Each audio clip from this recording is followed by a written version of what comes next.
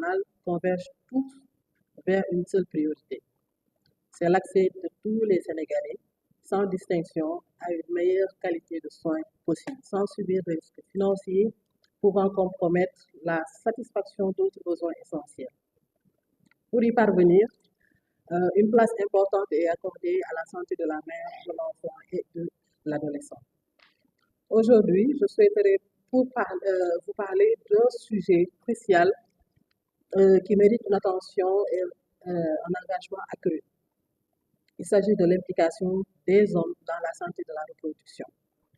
Bien que les femmes aient traditionnellement occupé le devant de la scène dans les discussions concernant la santé de la reproduction, il est essentiel de reconnaître que les hommes jouent un rôle fondamental dans ce domaine. D'abord, rappelons que la santé de la reproduction a un enjeu collectif.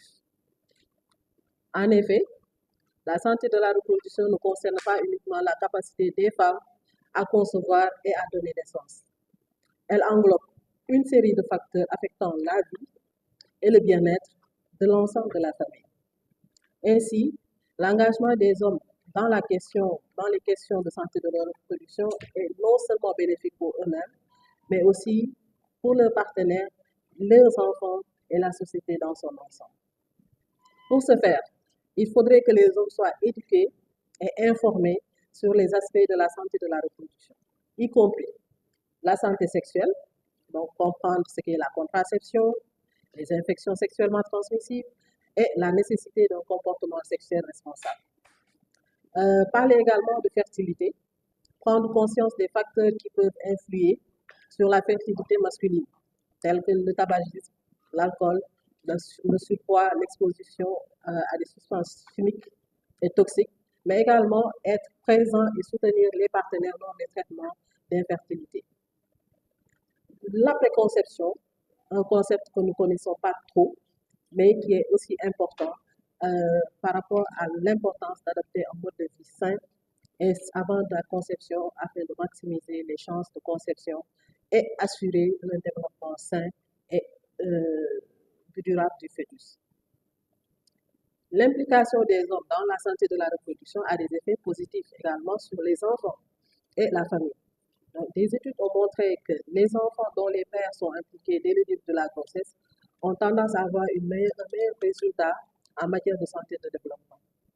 Une grossesse soutenue par les deux partenaires peut réduire le stress et améliorer la santé mentale de la mère, et ce qui, à son tour, favorise un développement familial harmonieux. Cependant, dans les régions de Kédougou et de Tambacounda à travers la consolidation et la mise en place de 100 écoles des marines.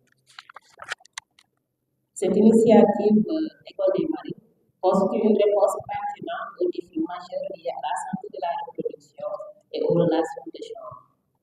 Et aujourd'hui, ce comité est un instance de pilotage, de partage des progrès accomplis, des défis qui persistent, mais aussi une occasion de tracer ensemble la voie vers une mise en œuvre plus efficace.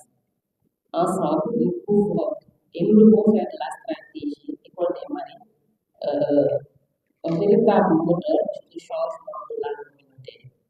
Je vous remercie. De pratique dans les communautés. Et c'est ce qui a fait l'imam de la mosquée de Chihuahua qui a vraiment souligné l'importance d'intégrer le concept d'égalité de genre dans les pratiques quotidiennes et fidèles. Les retours des participants ont été très positifs, car cela a permis de contribuer à définir la perception de l'égalité entre les hommes et les femmes en tenant compte des réalités socio-religieuses du Sénégal. Aussi, le club des pères a Kédougou à travers le projet de Engage et le projet de Refasa, soutenu par des donateurs américains pour 12 mois, a permis d'influencer considérablement les hommes en leur donnant des niveaux élevés d'implication dans le soin et la non-violence.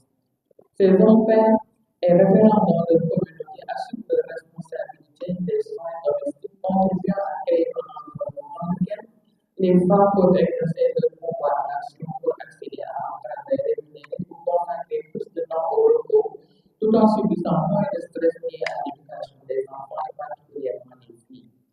Entre autres résultats, il y a l'école des Mali à travers le soutien financier du Fonds mondial et du FOICA.